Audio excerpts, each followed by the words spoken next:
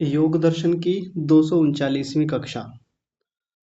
हम योग दर्शन का द्वितीय साधन पाद पढ़ रहे हैं और साधन पाद में अष्टांग योग का प्रकरण है और इसी अष्टांग योग में यमों की चर्चा चल रही है, जिसमें हमने 4 यमों को देख लिया है। अहिंसा, सत्य, अस्तेय, ब्रह्मचर्य। इनकी बातें हो गई हैं। एक बचा है अपरिग्रह। आज इसको पूरा कर लेते हैं। तो आगे बढ़ने से पहले वही बात कि हम यम नियमों का पालन क्यों करें, तो पीछे से मैं आपको याद दिला देता हूँ। यम नियमों का पालन हम इसलिए करें जिससे कि इनका पालन करने से हमारे भीतर जो अशुद्धियां हैं, जो अविद्या है, उसका नाश हो, साथ में ज्ञान की दीप्ति हो। और ये ज्ञान की दीप्ति कब तक हो? जब तक विवेक ख्याति की प्राप्ति ना हो जाए, तब तक इनका अभ्यास करते रहना है। तो ये एक लक्ष्य हमारे मन में रहेगा, तो हम उत्तम रीति से इनका पालन कर पाएंगे, आगे बढ़ पाएंगे। तो यम नियमों की चर्चाएं तो खूब होती रहती हैं, समाज में खूब बातें होती हैं, अलग अलग तरीके से इनके व्याख्यान होते हैं, उद्बोधन होते हैं। लेकिन हम प्रयास करेंगे कि जो महर्षि पतंजलि ने और महर्षि व्यास जी ने यहाँ पर खोला है उस अनुसार इनको समझेंगे और इनका पालन करेंगे। तो हमने ब्रह्मचर्य तक देख लिया था। आज हम अपरिग्रह को देखते हैं। अपरिग्रह के बारे में सामान्य रूप से जो चर्चा हमारे बीच में रहती है वो यही है कि आवश्यकता से अधिक वस्तुओं को संग्रह न करना। कोई वस्तु आवश्यकता से ज्यादा हमने इकट्ठी कर रखी हैं, तो सीधी सी बात है वो अपरिग्रह का उल्लंघन है और वो चीजें जीवन में बाधा जरूर बनेंगी किसी न किसी रूप में। लेकिन महर्षि व्यास जी का ऐसा मंतव्य सीधे सीधे नहीं है। है ना? हमने जो अपरिग्रह की परिभाषाएं अन्यत्र पढ़ी हैं, समझी हैं, वो गलत नहीं है, वो भी इसी का हिस्सा है। तात्पर्य में वैसी चीजें निकल के आएंगी यहाँ से भी, लेकिन इनके खोलने की शैली देखिए थोड़ी सी भिन्न है और बड़ी सूक्ष्मता से, बड़ी उत्तम रीति से समझा रहे हैं।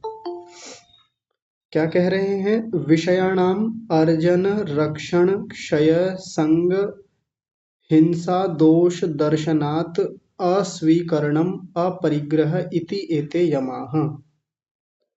तो पहले अपरिग्रह को समझा रहे हैं।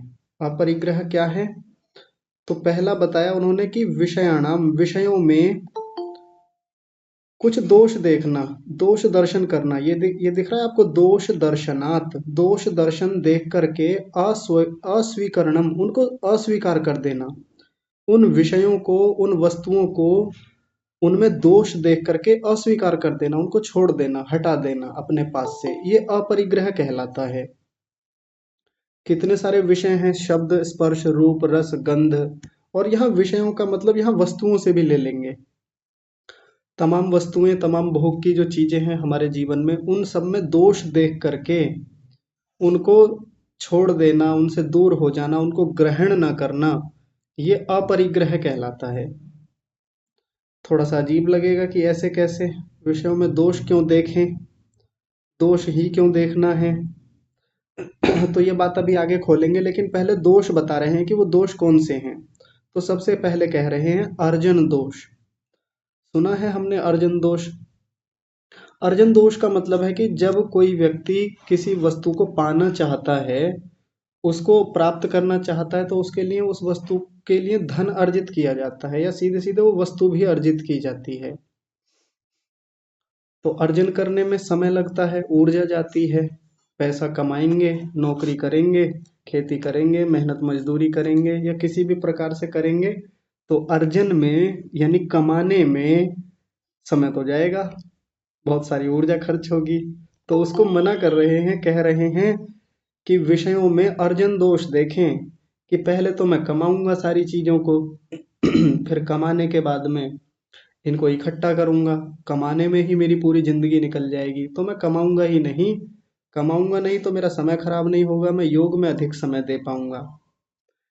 और ऐसी व्याख्या सुनने के बाद में कई बार हम लोगों को अजीब लगता है, और बाहर के लोग जो योग दर्शन का विरोध करते हैं, योग शास्त्र का विरोध करते हैं, वो कहते हैं कि ये लोग तो कमाने की जो प्रक्रिया है, जो लोग धन कमाते हैं, अर्जन करते हैं, बताइए उसको ही दोष बता रहे हैं, उसको खराब बता रहे हैं। ऐसे जीवन कैसे चलेगा? आप तो कमाएंगे नहीं, बस आपको तो खाने के लिए तो आपको चाहिए, सब चीजें चाहिए, लेकिन कमाना नहीं है, कमाने में आप दोष दिखा रहे हैं। तो ऋषि का तात्पर्य ऐसा नहीं है कि यहाँ अर्जन करने का, कमाई करने का दोष बता रहे हैं।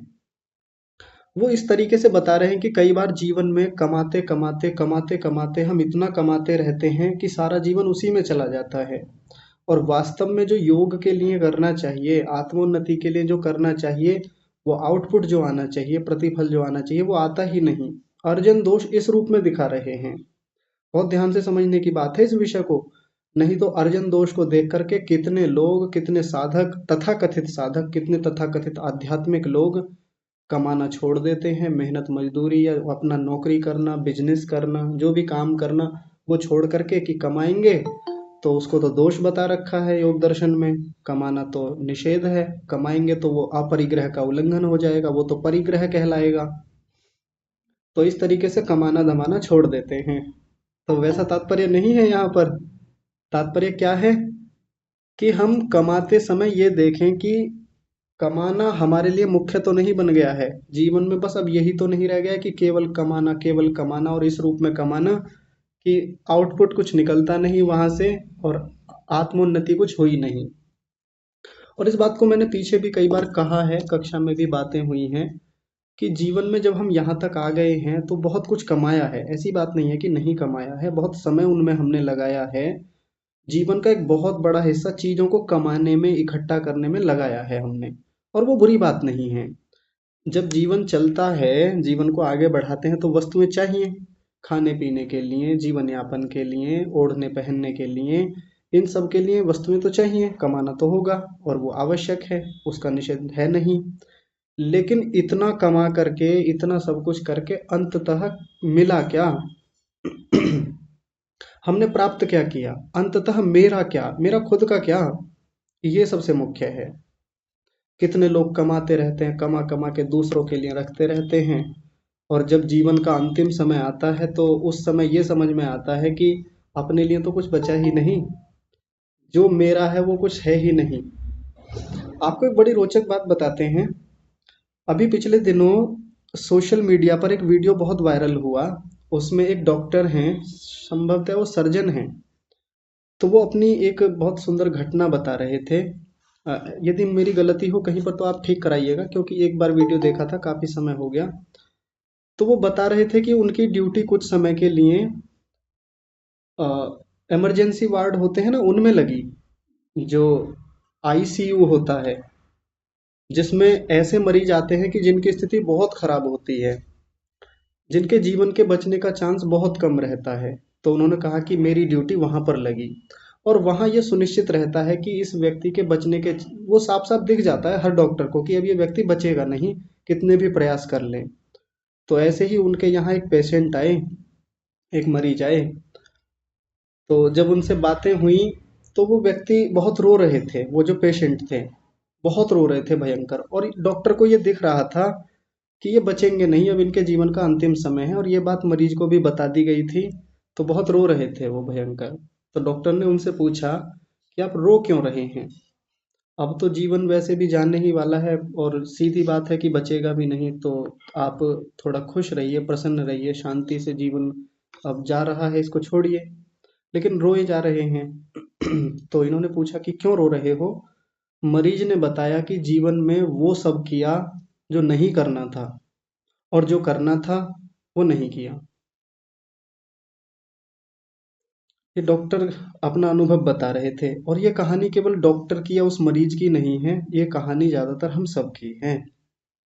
पूरा जीवन कमाया, अर्जन किया, बहुत कमाया, लेकिन अंततः अपने हाथ कुछ लगता नहीं। कमाएं, बिल्कुल कमाएं, निश्चित रूप से कमाएं, समाज के लिए भी हमको कमाना होता है, घर परिवार गृहस्थ के लिए, संस्थाओं के लिए, गुरुकुलों के लिए, गौशालाओं के लिए, बाकी अच्छे जो धार्मिक संस्थान हैं उनके लिए, दान के लिए, धर्म के कामों के लिए पैसा चाहिए, वस्तुएं चाहिए, कमाना बुरा नहीं है। लेकिन जिसकी ओर इशारा ये महर्षि करना चाहते हैं, अर्जन दोष देख करके, कि हम लगे रहे, मिला क्या हमको? तो इतना कमा करके इकट्ठा तो बहुत कर लिया, वो एक दोष की तरह उसको दिखा रहे हैं यहाँ पर। आगे कह रहे हैं रक्षण दोष। जब बहुत कमाया, बहुत इकट्ठा किया, तो अब उसके रक्षण की एक अलग ज़िम्मेदारी आ जाती है। अब उसको कहाँ रखना है, कैसे रखना है, चोर ना चुरा लें। और आजकल तो बहुत सारे स्कैम हैं। किसी भी प्रकार के ऑनलाइन प्लेटफ़ॉर्म पर ये खतरा हमेशा बना ही रहता है कि मेरे खाते में जितने पैसे हैं, पता नहीं कब क्या ऐसा ऐसी कॉल आ जाए, कोई साइबर क्राइम करने वाला व्यक्ति आकर के मुझको ठग ले, किसी भी प्रकार से मेरा जो अकाउंट है उसको खाली कर दे। ये रक्षण की समस्या तो बनी रहती है, पहले भी थी, आज भी है। तो व्यक्ति का जब समय उसके रक्षण में ही जाएगा, तो ये दोष दिखता है, एक साधक को तो बिल्कुल दिखता है। अब रक्षण करना कोई बुरी बात नहीं है, रक्षण भी किया ही जाता है जब चीज़ें हमारे पास हैं, हम किसी आश्रम में भी हैं, गुरुकुल में भी हैं, अपने घर में भी हैं, तो सुरक्षा के इंतजाम हम करते हैं। लेकिन जब व्यक्ति बहुत अधिक इकट्ठा करता है, आवश्यकता से अधिक वस्तुएं उसके पास रहती हैं, तो अब ये ही मन में हमेशा चलता रहता है, कहीं ये ना हो जाए, कहीं इसमें ये ना लग जाए। और जिस व्यक्ति के पास जितने ज़्यादा साधन, जितने ज़्यादा आवश्यकता से अधिक वस्तुएं, अब उनके मेंटेनेंस में, उनको बनाए रखने में, उनकी रक्षा करने में, उनको सेव करने में समय और ऊर्जा तो बहुत लगती है। साधक को ये चीज़ें बाधा दिखती हैं, उसको रक्षण दोष दिखता है, बिल्कुल दिखता है। आप सोच करके देखिए कि एक ऐसा व्यक्ति जो बहुत धनाढ्य है, जिसके पास बहुत सारी गाड़ियां हैं, जिसके पास बहुत सारे घर बने हुए हैं, बंगले हैं, जिसके बहुत सारे अकाउंट हैं, उसके बैंक अकाउंट्स, अब उसका पूरा दिन किस चीज़ में ज़्यादा जाएगा? इसी चीज़ में ज़्यादा जाएगा कि अब इसको कहाँ रखूँ, इसको कहाँ मैनेज करूँ, इसको कहाँ लगाऊँ, ये तमाम सेविंग्स कहाँ जानी चाहिए, और इन्वेस्टमेंट कहाँ करूँ, इस बार तो वहाँ घाटा हो सकता है, ये हो सकता है। तो एक साधक को, एक योग की तरफ बढ़ने वाले व्यक्ति को ये चीज़ें बाधा तो बिल्कुल दिखती हैं, निश्चित रूप से दिखती हैं। रक्षण करना बुरा नहीं है, किसी न किसी स्तर पे आके तो हर व्यक्ति रक्षण करता ही है। साधक भी है, एक गृहस्थी भी है जो योग की तरफ बढ़ रहा है, भले ही उसके पास थोड़े रुपए हैं, कुछ हजार ही हैं, रक्षा तो उसकी भी करनी होती है। लेकिन बड़े व्यक्ति की तुलना में, या आवश्यकता से अधिक जो वस्तुएं इकट्ठी कर रखी हैं उनकी तुलना में, इस व्यक्ति को थोड़ा रक्षण की वो समस्या कम रहेगी, वो दोष उसको दिखेगा तो वो फिर बचेगा उनसे। तो ये बताया। अगला तीसरा दोष बताया, क्षय दोष। क्षय यानी जब कोई वस्तु है हमारे पास और बहुत अधिक मात्रा में है, हमारी उतनी आवश्यकता भी नहीं है, तो नष्ट भी होगी, क्योंकि चीजें अनित्य हैं। आई है चीजें तो जाएंगी भी, समाप्त भी होंगी, खराब भी होंगी। बहुत सारी चीजें रख ली, घर में कपड़े रखे हुए हैं ढेर सारे, जूते रखे हुए हैं, काम नहीं है उतना उनका, या है तो बहुत कम है। अब उनकी एक अलग ही समस्या है कि ये खराब हो रही हैं पड़ी पड़ी, इनको ले तो आए थे, अब ये वैसे खराब हो रही हैं। खराब होने में मन और खराब होता है कि पहले तो इतना पैसा लगा करके इनको लेके आए, इनकी रक्षा करो प्रतिदिन, इतने कपड़े भर लिए, बीच बीच में टटोलते रहो, फिर इनकी धुलाई करो, फिर इन पर प्रेस करो, फिर इनको बार बार देखते रहो, कई बार इनमें ये हो गया, कई बार वो हो गया, अब इनकी ड्राई क्लीन कराएं, ये कराएं। ये क्षय दोष है, चीजें समाप्त होंगी ही, समाप्त होने में व्यक्ति और खिन्न और परेशान होता है। गाड़ी लाके खड़ी कर ली, दो गाड़ियां खड़ी खड़ी कर ली, तीन कर ली, आवश्यकता है नहीं, चलती एक ही है, बाकी गाड़ियां खराब हो रही हैं घर में। तीन घर बना लिए, रहे एक घर में रहे हैं, बाकी दो घर बेकार हो रहे हैं, उनकी छतें गिर रही हैं, उनमें से सीमेंट छूटता है, तो उनके छूटने में व्यक्ति वैसे परेशान होता है, क्या करें अब इसमें क्या, वहाँ कोई किराएदार नहीं रह रहे हैं, इतना पैसा लगा लिया इनमें, ये अलग सिरदर्दी एक व्यक्ति के लिए। अब जिनको योग की तरफ नहीं जाना, वो चाहे 100 घर बनाएं अपने, चाहे 1000 प्लॉट खरीदें, कहीं भी खरीदें, कुछ भी करें, उनका खराब हो रहा है, हो रहा है। लेकिन यहाँ जिस स्तर पर बात की जा रही है क्षय दोष देखना, वो एक साधक के लिए है, एक आध्यात्मिक व्यक्ति के लिए है। अगला बताया संग दोष देखना। संग दोष, संग दोष का मतलब क्या है? वस्तुएं आएंगी तो उनके साथ संग भी होगा, उनके साथ जुड़ाव होगा, लगाव होगा, राग होगा। जब वस्तु हमारे पास तक आती है तो एक लगाव हो ही जाता है। और जिस वस्तु से हमारा सबसे ज़्यादा लगाव आज के समय में है वो है हमारा फ़ोन। हमारा फ़ोन 1 घंटे के लिए हमसे दूर हो जाए, कोई ले ले, तो बेचैन हो जाते हैं, परेशान हो जाते हैं, फ़ोन ना दिखे, हमारी कोई अपनी व्यक्तिगत वस्तु ना दिखे, जिसको बहुत बहुत मेहनत करके कमाया, जिसकी रक्षा की, जिसको क्षय से बचाया, अब उसके साथ संग तो होता ही है। जुड़ाव, राग, उसके प्रति मोह, ये चीजें बनती हैं। चीज जाती है हमारे पास से तो फिर एक अलग सिरदर्दी, फिर एक अलग दुख है उसमें। जैसे हमने फोन खरीदा, फोन खरीदने के बाद में बहुत सारे हमने उसमें डॉक्यूमेंट्स रख लिए, बहुत सारे इमेजेस, बहुत सारे वीडियो रख लिए, बहुत सारी यादें उसमें हैं हमारी, बहुत सारे और भी मूल्यवान चीजें हैं उसमें। और एक दिन पता चला कि फोन हमारा रीसेट हो गया। अब तक तो उनसे काम बढ़िया चल रहा था, फोन में सब चीजें बढ़िया से चल रही थी, एक दिन फोन रीसेट हो गया या किसी तरीके से कुछ और समस्या आ गई कि वो सारा डेटा हमारा चला गया। और अब उस डेटा का बैकअप नहीं हो पा रहा है किसी प्रकार से, यानी वो डेटा आ नहीं रहा है। तो सोचिए, जिसके साथ इतना जुड़ाव था, जिसको इतने लंबे समय से इकट्ठा किया, जी मेरे तो इतने फोटो थे, कई हजार फोटो थे, इतनी वीडियो बड़ी मुश्किल से बना के रखी थी, इतने अच्छी अच्छी चीजें मैंने वहां से समेट के रखी थी, इतनी अच्छी यादें थी। जुड़ाव हो ही जाता है, संग तो है उनके साथ हमारा। तो जब जुड़ाव होता है और वो एक झटके में हमारे पास से जाती हैं, तो पीड़ा बहुत होती है। साधक को ये चीजें दोष दिखती हैं, बचता है, हटता है उनसे। अगला बताया हिंसा दोष। हिंसा देखता है, जितनी ज्यादा वस्तुएं इकट्ठी होंगी, जितनी ज्यादा वस्तुओं को लाएगा, आवश्यकता से अधिक वस्तुओं को लाएगा, तो उन वस्तुओं को हमारे पास तक आने में हिंसाएं तो जरूर हैं। ऐसी कोई भी वस्तु ऐसी है नहीं जो बिना हिंसा के हमारे पास तक आ गई है।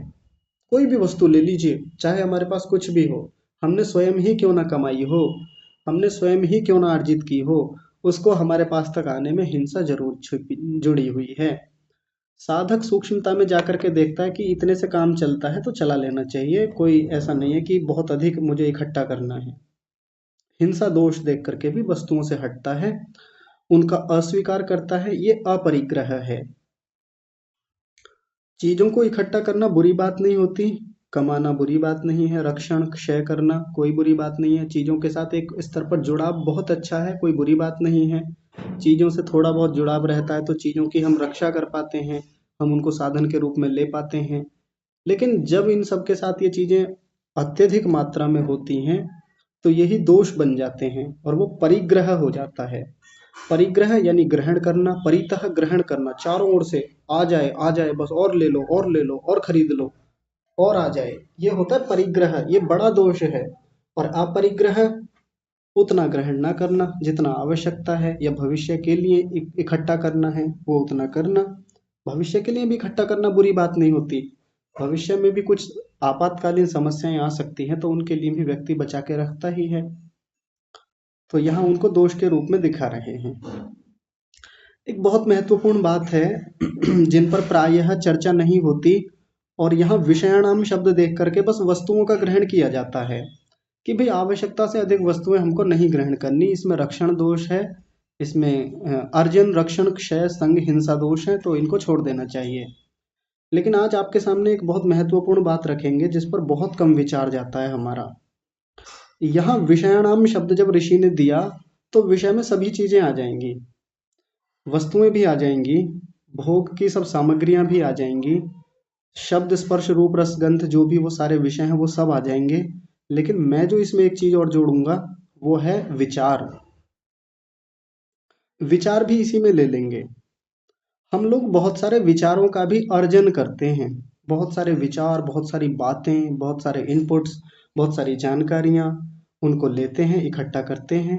अब जितनी जानकारियां हमारी उन्नति में सहायक हैं उतनी तो अर्जित करनी चाहिए, कमाना चाहिए, रक्षण करना चाहिए, यानी भूलें ना उनको, वो साधना में काम आएंगी, उनको नष्ट ना होने दें, उनका संग करें। और हिंसा दोष को तो छोड़ दीजिए अभी। तो अच्छे विचारों को लेना ये कोई बुरी बात नहीं होती, लेना ही चाहिए। लेकिन आज मैं आपको कुछ उदाहरणों से कुछ बातें बताऊंगा कि कैसे हम व्यर्थ के, फिजूल के और आवश्यकता जिनकी है भी नहीं, ऐसे बहुत सारे विचारों का अर्जन करते रहते हैं, कमाते रहते हैं। उदाहरण से बात समझते हैं। अब से लगभग 5-6 साल पहले की बात होगी, एक नवयुवक का मुझसे परिचय हुआ, सोशल मीडिया से कहीं से नंबर मिल गया तो बातें हुई। शायद उनकी आयु उस समय 18-19 साल रही होगी, नया नया आर्य समाज में आए थे वो। तो उन्होंने मुझसे बातें शुरू की, कुछ समस्याएं थी जीवन में जिनका निवारण किया गया और वो ठीक रास्ते पर आ गए, धीरे धीरे अच्छी स्थितियां बनने लगी। तो जैसे उनका थोड़ा जुड़ाव हुआ, थोड़ा सा ऐसा हुआ कि हाँ अब इनके साथ बातें साझा की जा सकती हैं, तो वो मुझको व्हाट्सएप पर कुछ चीजें बताने लगे कि आपको पता है भैया, मुझे उनके बारे में भी पता है, मुझे उन आचार्य जी के बारे में भी पता है, मुझे इन स्वामी जी के बारे में भी पता है। और पता है वो जो भजनोपदेशिका हैं, वो जो आचार्य हैं या वो जो गुरुकुल को चलाने वाले हैं, उनका चरित्र बहुत खराब है, उनका चरित्र ऐसा है, उनका चरित्र वैसा है, उनका चक्कर वहां पे चल रहा है, उनका यहाँ पे चल रहा है, और मेरे पास प्रमाण है सब चीजों के। मैंने ये भी, मुझको ये भी पता है, मुझको उनका भी पता है, उनका कहाँ पे चल रहा है, उन्होंने पता है शादी क्यों नहीं की, उन्होंने कहाँ की, क्यों की, कब की, कैसे की, मुझे इसका सबका पता है। और आप चाहें तो भैया मैं आपको रिकॉर्डिंग भेज सकता हूँ, मैं आपको स्क्रीनशॉट दिखा सकता हूँ, मैं आपको ये दिखा सकता हूँ। एक दिन मैंने उनको रोका। मैंने कहा मुझे क्यों बता रहे हैं, मुझे इच्छा ही नहीं है जानने की, मुझे इन सब बातों में रुचि ही नहीं है, मैं क्यों जानूं। कोई व्यक्ति विवाह क्यों कर रहा है, क्यों नहीं कर रहा है, किस स्तर पे काम कर रहा है, कहाँ है उसकी स्थितियाँ, कहाँ जुड़ा हुआ है, कहाँ जुड़ाव है, मुझे इन सब बातों में कोई रुचि है ही नहीं, आप क्यों बता रहे हैं। और आप जो ये सब चीजें इकट्ठा करने में लगे हुए हैं, आप जन सेवा केंद्र चलाते हैं क्या, कि आपको सर्टिफिकेट बनाने हैं सबके, कि सबकी जानकारियां आपके पास होनी चाहिए, सबकी डेट ऑफ बर्थ आप मांगते फिर रहे हैं, कि किसकी क्या स्थितियां कहाँ हैं, किसके मैरिटल स्टेटस क्या है, कौन विवाहित है, कौन अविवाहित है, किसका कहाँ क्या चल रहा है, ये क्या स्थिति है आपकी, पहले वो बताइए। क्या जीवन में और कुछ उद्देश्य रह नहीं गया आपका, कि आप कहीं और सार्थक जगह पर अपने जीवन को यूटिलाइज करें, सदुपयोग करें इस जीवन का, बस इसी चक्कर में कि आपको पता है, आपको पता है उनका कहाँ पर है, आपकी वो, आपको तो पता भी नहीं होगा। मैंने कहा मुझे इच्छा है, मुझे रुचि नहीं है इन सबको जानने में। और आगे तक थोड़ा जा करके, भैया पता है जो आपके साथ जुड़े हुए लोग हैं, मुझे उनकी भी सच्चाइयां पता हैं, मुझे उनके बारे में पता है, आप उनके साथ मत रहा कीजिए, उनका चरित्र बहुत खराब है। अजीब हाल है। ये जो ऐसे व्यक्ति हैं, ये अपरिग्रह के घोर उल्लंघन करने वाले हैं। जीवन में वस्तुएं कम हो सकती हैं इनके पास बहुत ज़्यादा चीज़ें नहीं हैं। मेरे पास एक फ़ोन ही तो है, मेरे पास एक लैपटॉप ही तो है, 4 जोड़ी कपड़े हैं, 2 जोड़ी जूते हैं, खाने के लिए थोड़ा-सा ये है, थोड़ी सेविंग कर रखी हैं। मैं तो अपरिग्रह का बढ़िया पालन करता हूँ।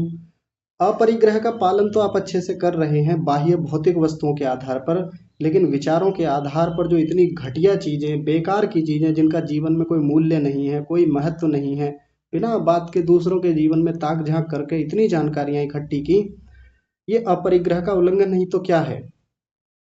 अच्छा ये तो मैंने एक उदाहरण दिया।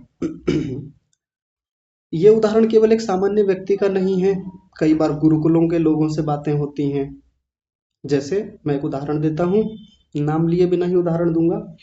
जैसे गुरुकुल के किसी व्यक्ति से एक बार मेरी बातें हुई, तो उन्होंने गुरुकुल के बारे में, मैं अपने आचार्य जी के बारे में एक बार बात कर रहा था कि हमारे आचार्य जी हैं जिनसे योग दर्शन पढ़ा, बहुत सारे शास्त्र पढ़े और बहुत उच्च कोटि के विद्वान हैं।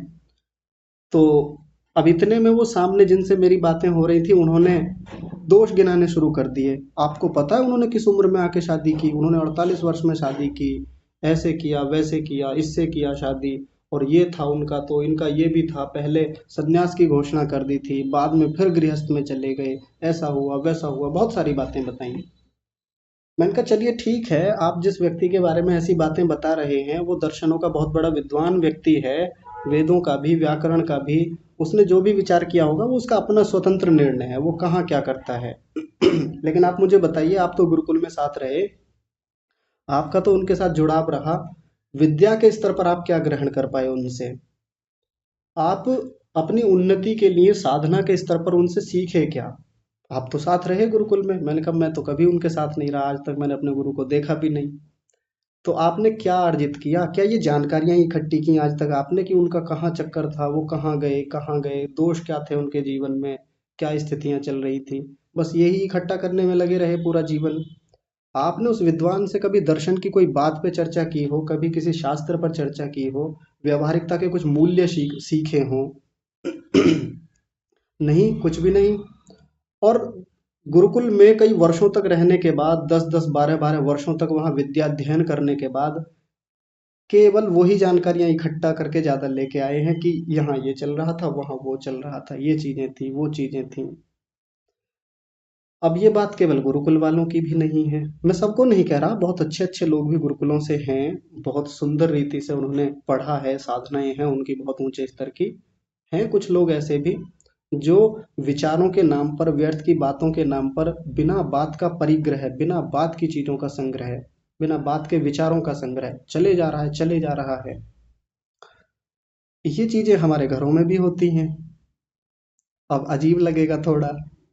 और घरों की जब मैं बात करता हूँ तो मैं हमेशा सबको लेता हूँ, फिर उसमें हम सब आ जाएंगे, क्योंकि हम में से ज्यादातर सब लोग घर गृहस्थी वाले हैं, घर में रहते हैं। तो जब हम घर में रहते हैं तो ये चीजें घरों में भी हो रही हैं।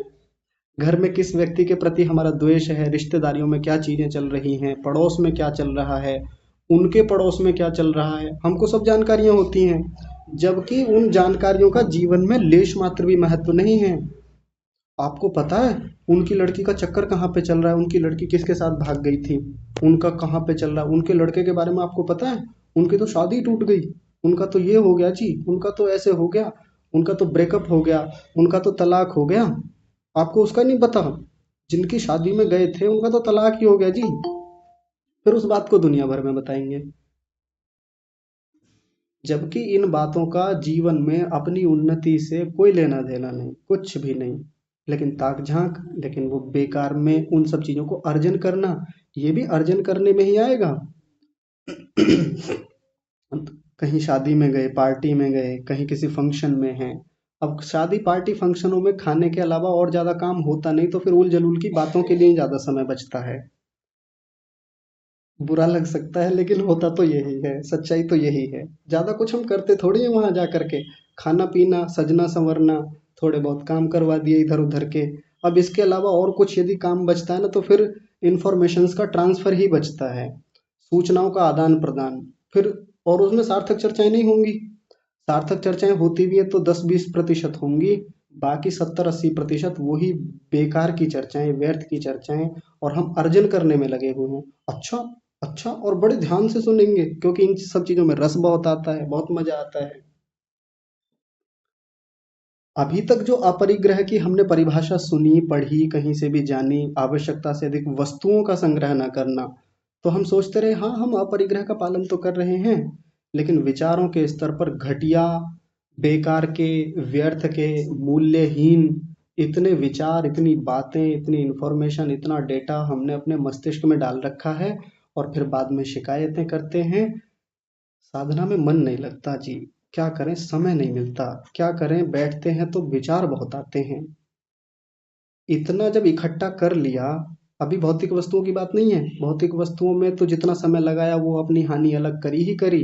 ये वैचारिक स्तर पर जो उल जलूल के, व्यर्थ के विचार हमने इकट्ठे कर रखे हैं ना, पड़ोसी के बारे में, सास ने बहू के बारे में, बहू ने सास के बारे में, पड़ोसी के बारे में, रिश्तेदारों के बारे में, इधर उधर के जो ये अफेयर संबंधी मामले हैं, इनमें ज्यादा रुचि रहती है। इनके बहुत आंकड़े हमारे पास इकट्ठे रहते हैं, सबको इकट्ठा कर करके भर रखा है मन में। तो जब दैनिक जीवन में 15-16 घंटों में इन्हीं सब बातों में समय गया है, तो वो आधे घंटे जब उपासना में बैठेंगे तो उसमें क्या ईश्वर हमको ज्ञान देंगे? क्या उसमें ईश्वर भक्ति की बातों में मन लग पाएगा? नहीं लगेगा। अपरिग्रह का घोर उल्लंघन। सार्थक चीजों में, उत्तम चीजों में समय जाए, उनको इकट्ठा करें, बढ़िया चर्चा हो, किन्हीं गुरुकुल वालों के साथ बैठें, किसी विद्वान के साथ बैठें, तो सार्थक चर्चाएं हों। कई बार तो विद्वान भी आपस में बैठे हैं तो, विद्वान का मतलब तथाकथित विद्वान, जो वास्तव में विद्वान है वो इन मूर्खतापूर्ण बातों में नहीं फंसते। लेकिन जो सार्थक अच्छे विद्वान हैं, वो बैठते हैं तो उनकी चर्चाएं शास्त्रीय होती हैं, उन्नति वाली होती हैं। नहीं तो वो तथाकथित विद्वान भी कई बार बैठ करके मैंने स्वयं देखा है कि वो भी इन्हीं बातों में, जीवन उनका शास्त्रों में लगा रहा, लेकिन जब गुरुकुल से निकल के आए, उन योग शिविरों से निकल के आए, तो यही चर्चाएं जो गृहस्थियों वाली हैं, जो सास बहू वाली चर्चाएं हैं, जो पड़ोसी पड़ोसियों के बीच चलने वाली चर्चाएं हैं, उनमें फंसे पड़े हैं, अब उनमें लग गए हैं। और कहते हैं जी देखो मेरे पास तो, मैं कितना अपरिग्रह का उल्लंघन करता हूँ, एक कटी वस्त्र है और एक उत्तरीय ले रखा है, एक जोड़ी खड़ाऊं है मेरे पास है, एक जोड़ी चप्पलें हैं, बस ये फोन है, थोड़े से मैं अकाउंट में मेरे कुछ हजार रुपए पड़े हुए हैं, मैं तो अपरिग्रह वाला हूँ जी, मुझे दुनियादारी से ज्यादा मतलब नहीं है, अपने आप को ऐसा दिखाएंगे। लेकिन आंतरिक स्तर पर, क्योंकि मन को जाकर कोई देख नहीं सकता, मन में कितना अर्जन कर रखा है, कितनी चीजों का रक्षण कर रखा है, और उनके साथ फिर संग हो जाता है। संग हो जाता है मतलब उन बातों से फिर राग भी तो होता है, क्योंकि इन बातों को करने में रस बहुत आता है, बहुत मजा आता है। विशेषकर इधर की बात उधर, उधर की बात इधर, इसकी बात वहां, उसकी बात वहां। और विशेषकर अपना विरोधी कोई मिल जाए, यानी अपने विरोधी का कोई पॉइंट मिल जाए, कोई बिंदु मिल जाए, फिर तो और हमको रुचि बढ़ जाती है उसके प्रति, और हमारा संग हो जाता है, राग हो जाता है उन सब बातों में। अपरिग्रह के बहुत घोर उल्लंघन वाली बातें हैं, बचना चाहिए। अभी पिछले दिनों जो एक पोल समूह में मैंने डाला कि क्या, मान लीजिए यदि हमारा किसी के साथ झगड़ा हो गया या हमारा किसी व्यक्ति के साथ द्वेष है, तो आप ऐसी स्थिति में क्या करते हैं? तो मैंने वहां पर विकल्प दिए थे कि तुरंत प्रतिक्रिया दे देते हैं और फिर पूरा दिन आराम से सहजता से हमारा जाता है, मन में कोई ऐसा कुछ नहीं रखते हैं। एक दूसरा विकल्प उसमें दिया कि यदि किसी व्यक्ति से झगड़ा है, द्वेष है, तो वैसे तो सहन कर जाते हैं, लेकिन मन में वो बातें चलती रहती हैं, चलती रहती हैं। दुनिया भर की बातें, फिर उस व्यक्ति के बारे में पूरा इतिहास खोद करके ला करके रख देते हैं हम, उस समय ये किया था, वो किया था। एक ये दूसरा विकल्प रखा था। तीसरा विकल्प था कि एक सीमा तक सहन करते हैं, अच्छे से जितना हो सकता है सहन करते हैं, और फिर वहां से अपने मन को हटा करके एक अच्छी जगह लगा लेते हैं। ये सबसे अच्छी स्थिति है, और इसी पर ज्यादा लोगों ने वहां पर अपना मत दिया था, अपना वोट दिया था। बहुत खुशी हुई कि ज्यादातर लोग इसी कैटेगरी वाले हैं। वैसे तो परमात्मा जानते हैं और आप अच्छे से जानते हैं कि आपने मत सही दिया था या गलत दिया था। लेकिन फिर भी विश्लेषण की बात है, विचार करने की बात है कि हम बेकार की चीजों में तो अपना समय नहीं लगा रहे हैं, अर्जन कर नहीं, बेकार के विचारों का अर्जन तो नहीं कर रहे हैं। और मान लीजिए गलतियां हो गई हैं, हो जाती हैं कई बार, विचार आते हैं, दुनियादारी की बातें हैं तो सामने आ ही जाती हैं। घरों में है, गृहस्थी में है, तो घर में भी बात हो रही है तो कानों में तो पड़ती ही हैं। सबसे अच्छा उपाय है, सुन लिया ठीक है, घर में बातें हुई ठीक है, सुन ली, लेकिन एक समय पर हटा देना, उनको मना कर देना। जैसे कई बार, एक बार कक्षा में भी किसी ने कहा था कि जैसे माता जी थी कोई, उन्होंने कहा था कि मेरी एक सहेली है, अब वो फालतू की बातें, इधर उधर की बातें, दूसरों की बातें लाएंगी, दूसरों की निंदा करेंगी। और एक समय पर तो उनको भी रस आता था दूसरों की निंदा करने में, लेकिन जब से योग को पढ़ा, जब से शास्त्र को समझा, तब इन बातों में फिर रुचि रह नहीं गई। तो अब उनको समस्या होती है, जब उनकी सहेली जब उस विषय में बात करती हैं, तो अब इनको अच्छा नहीं लगता, अब उनसे बचें कैसे?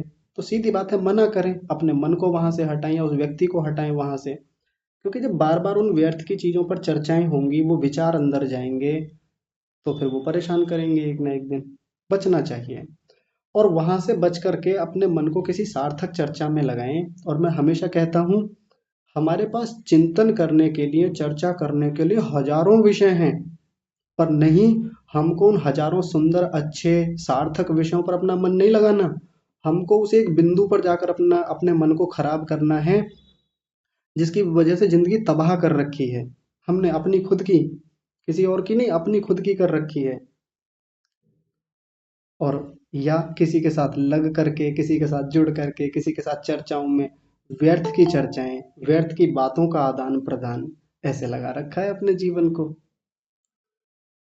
तो इतने सैकड़ों हजारों विषय हैं, योग का इतना सुंदर विषय है, और कई बार तो कक्षा के एक दो सदस्य ये भी कहते हैं, योग दर्शन को समझने में इतना समय लग रहा है कि हमें तो लगता है पूरा जीवन ही इस योग दर्शन को पढ़ने में लग जाएगा, और बाकी शास्त्रों की तो बात ही छोड़ दें, उन्हें कब पढ़ेंगे, इतना समय तो इसको पढ़ते पढ़ते हो गया। तो अब देख लीजिए, चिंतन करने के लिए हमारे पास कितना कुछ मटेरियल है,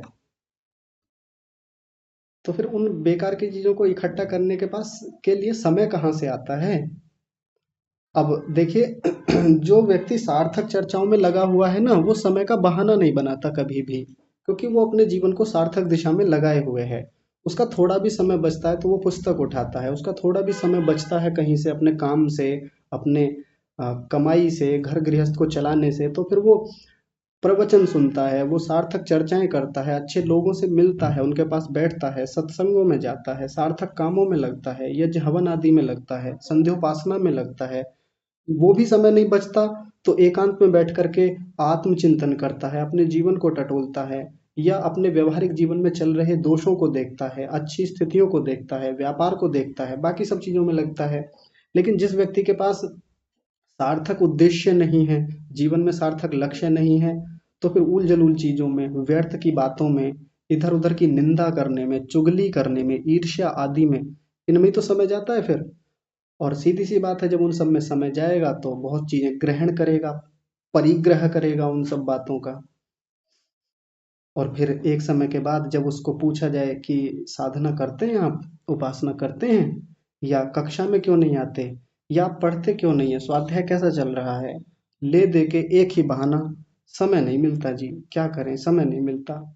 और पूछें कि समय कहाँ जाता है, तो फिर उन बातों को तो छिपा लेता है कि समय जा कहाँ रहा है। तो फिर कुछ बातें पकड़ रखी हैं कि जी यहाँ समय बहुत लगता है हमारा, तो समय बचता ही नहीं है। लेकिन वास्तव में जीवन के 15-16 घंटे जो हैं जागने वाले, उनमें बहुत सार्थक जीवन होता नहीं है। हम स्वयं का विचार करके देखें एक बार इस विषय में। तो कोशिश करें कि उन चीज़ों का परिग्रह खूब करें जो हमारी उन्नति में सहायक हैं, लेकिन जिन चीज़ों में दोष है, जिसको यहाँ ऋषि ने कहा दोष दर्शनात् अस्वीकरणम, जिनमें दोष दिखे उनको हटाएं, चाहे वो वस्तुएं हों, चाहे व्यवस्थाएं हों, चाहे वो कोई भी विषय हो, और चाहे विचार ही क्यों ना हो, ऐसे विचारों का तो सर्वथा त्याग करना चाहिए। बाहर चाहे हमारे घर में 50 गाड़ियां खड़ी हैं, चाहे हमने 10 बंगले खरीद रखे हैं, चाहे हमारा अकाउंट बैलेंस जो है वो करोड़ों में है, एक बार को वो इतना दिक्कत नहीं करेगा। बहुत सारे लोग बहुत अच्छा मैनेजमेंट जानते हैं उनका करना, बाहर की चीज़ों को कैसे मैनेज करना है उसके लिए उन्होंने टीम बिठा रखी हैं। उनके अपने मान लीजिए गूगल अकाउंट है, उनके यूट्यूब अकाउंट है, किसी प्रकार के सोशल मीडिया अकाउंट है, उसके लिए टीम है उनके पास, बहुत बड़ा साम्राज्य है करोड़ों अरबों का, उसको बहुत अच्छे से मैनेज करना जानते हैं वो लोग। लेकिन सबसे अच्छा मैनेजमेंट ऐसे लोगों का होता है अपने विचारों के प्रति। जैसे मान लीजिए मैं एक उदाहरण देता हूँ कि कोई व्यक्ति शहर में रहता है और उसका बहुत बड़ा एक व्यापार है, उसका बहुत बड़ा अपना एक स्टार्टअप है, और करोड़ों अरबों का उसका चलता है मामला, बहुत बड़ी उसकी संपत्तियां हैं, अनेक अनेक स्थानों पर उसने अपने संस्थान बना रखे हैं, एक जगह बैठ करके सभी चीज़ों को संचालित करता है, 1000-2000 लोगों की उसकी टीम काम करती है, बहुत सारे लोग उसके पीछे काम करते हैं, सबको कैसे मैनेज करना है वो बहुत अच्छे से कर लेता है, मैनेजमेंट पर बहुत अच्छी पकड़ है उसकी। तो हमारे जैसा व्यक्ति कई बार उसको देख करके कहेगा यार देखो ये कितने सांसारिक लोग हैं, परिग्रही व्यक्ति हैं, अब यहाँ भी इसने अपना संस्थान बना रखा है, इस शहर में भी, उसमें भी, 10 शहरों में अलग अलग संस्थान बना रखे हैं, कभी यहाँ भागता है कभी वहाँ भागता है, कभी पैसे को इधर लगाता है कभी उधर लगाता है, कभी ये अकाउंट कभी वो अकाउंट, कभी ये तनाव कभी वो तनाव, कितना तनाव है इस व्यक्ति के जीवन में। कौन सोचता है ऐसा? तथाकथित आध्यात्मिक व्यक्ति, या कई बार हम भी सोच लेते हैं। लेकिन वो व्यक्ति बाहर के मैनेजमेंट की दुनिया में बहुत शानदार है, लेकिन अंदर की दुनिया में हो सकता है वो व्यक्ति बहुत विचलित रहता हो, बहुत परेशान हो, बहुत सारी व्यर्थ की बातों में उसका समय जाता हो, वो खराब चीज है। और कई बार हम जो आध्यात्मिक लोग हैं, वैसे तो बाहर से वस्तुएं ज्यादा नहीं हैं, कोई बहुत बड़ा हमारा साम्राज्य नहीं है, छोटा सा घर है, छोटा सा परिवार है, इतना कमाते हैं जितने से काम चल जाता है, कोई बहुत बड़ा हमारे पास ऐसा है नहीं कि इसको कहाँ लगाएं जी, इस पैसे को कहाँ इन्वेस्टमेंट करें, कहाँ खरीदें, क्या करें, बहुत ज़्यादा है नहीं। लेकिन अंदर के स्तर पर, विचारों के स्तर पर मैनेजमेंट इतना खराब है, इतना भर रखा है भीतर, कि उसका कुछ पता ही नहीं है कि कितना आ गया है, कितना जाना है, किन वृत्तियों पर किस तरीके से काम करना है, किन को रोकना है, किन को हटाना है, किन को समाप्त करना है, दग्ध बीज करना है, अता पता ही नहीं है। तो हमसे बढ़िया तो वो व्यक्ति है जिसका करोड़ों अरबों का टर्नओवर है, और जिसके सैकड़ों, कितने ही 15-20 संस्थान खुले हुए हैं पूरे देश भर में, और एक जगह बैठ करके सबको चलाता है। भले ही भाग दौड़ कितनी दिखे उसके जीवन में, लेकिन फिर भी भीतर की स्थितियां अच्छी हैं, तो वो व्यक्ति हमसे 100 गुना बढ़िया है।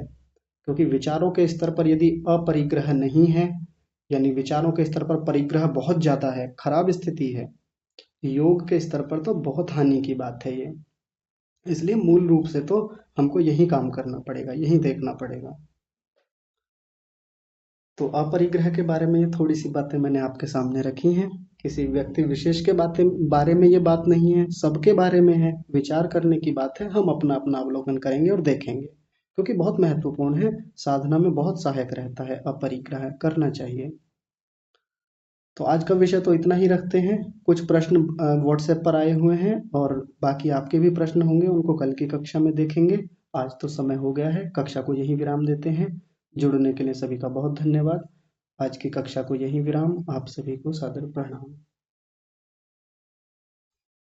धन्यवाद।